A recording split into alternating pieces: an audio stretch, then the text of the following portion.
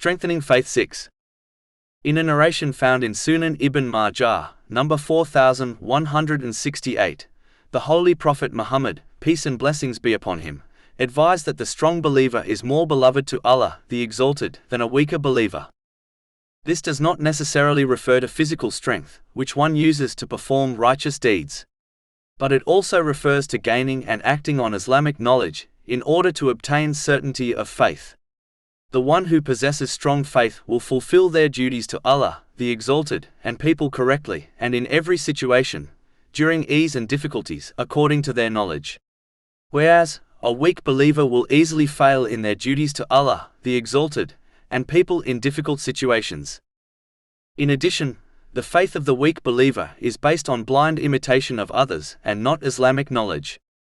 Blind imitation prevents one from improving their behavior through gaining new knowledge, and it often leads to deviant practices, especially when the person one imitates is ignorant themselves.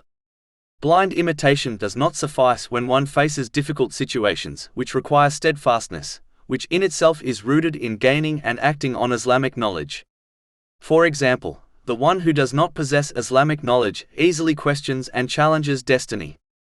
The stronger one's faith, the greater their obedience to Allah, the Exalted, in the form of fulfilling His commands, refraining from His prohibitions, and facing destiny with patience according to the traditions of the Holy Prophet Muhammad, peace and blessings be upon him.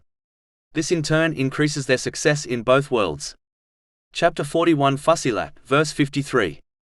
We will show them our signs in the horizons and within themselves until it becomes clear to them that it is the truth.